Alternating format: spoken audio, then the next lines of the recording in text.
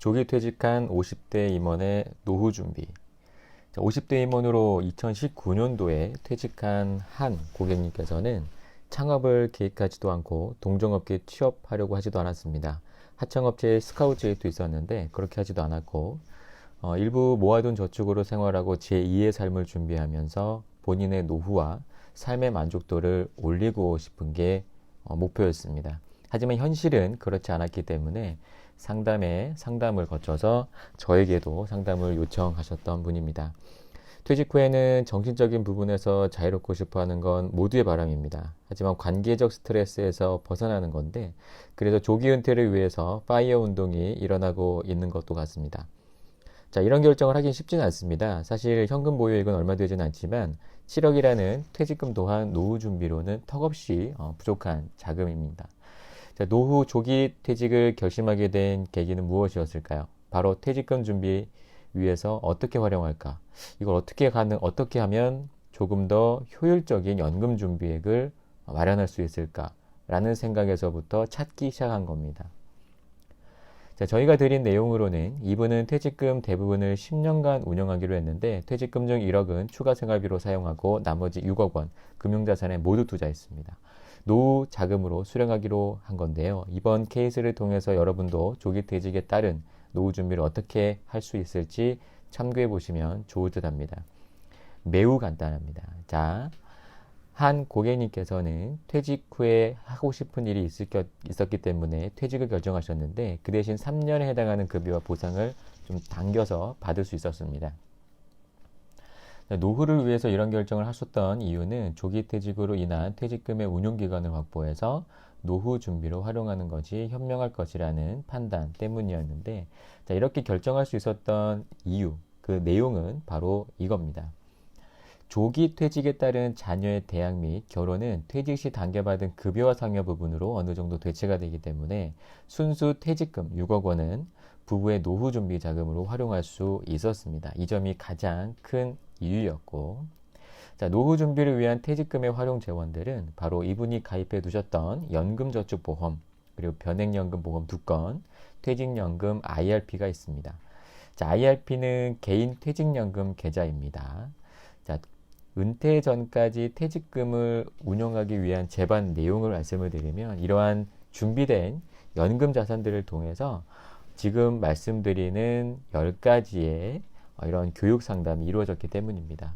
자, 수익률 관리 원칙, 그리고 높을 때 사고 낮을 때 사는 시스템을 만드는 방법, 투자의 개념과 장기 투자의 효과, 수익률과 리스크의 관계, 그리고 10년 은퇴가 아닌, 우리가 10년이 아니라 10년 이후에 퇴직하고 은퇴하고 나서도 30년간의 연금을 수령하는 기간도 우리가 운영기간으로 봐야 되기 때문에 사실 40년의 기간으로 본다면 어마어마한 운용기간, 즉 복리효과를 낼 수 있는 시간이기 때문에 무리한 수익을 목표로 가지 않으셔도 된다라는 이야기인 겁니다.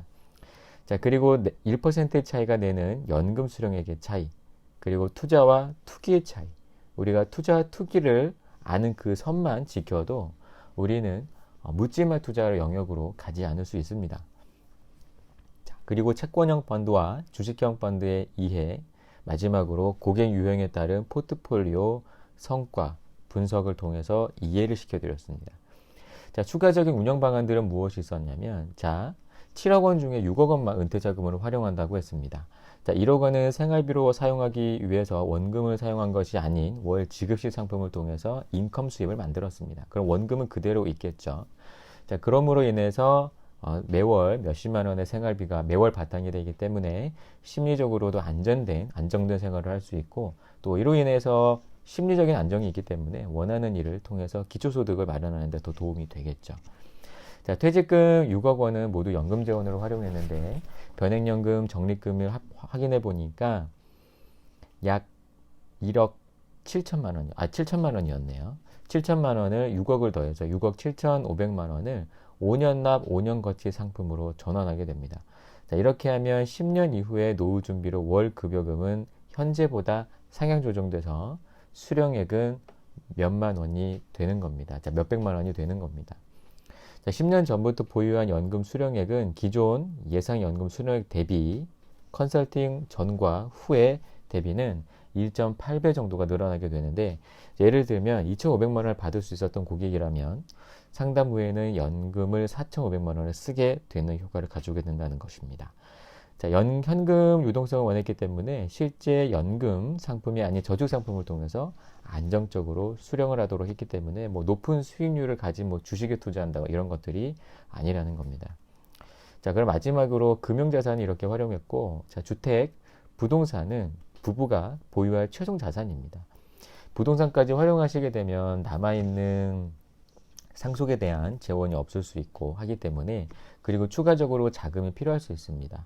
어떠한 의료비 재원이라든지 뭐 계획하지 않았던 어떠한 플랜이 생겨진다라든지 이런 것들이 있을 수 있어서 주택은 최후의 부부의 자금으로 활용할 수 있도록 그대로 두었고, 뭐 이런 것들은 나중에 금융자산으로 전환하거나 뭐 담보가치를 활용해서 급한 자금을 쓰실 수 저리로 쓰는데 활용할 수 있고, 또 연금으로 활용하고 싶다 안정적으로 그러면 이자를 포기한다 하더라도 주택연금을 통해서 어떠한 대출 형식으로 영모지기론으로 연금을 수령할 수 있는 방법도 있습니다.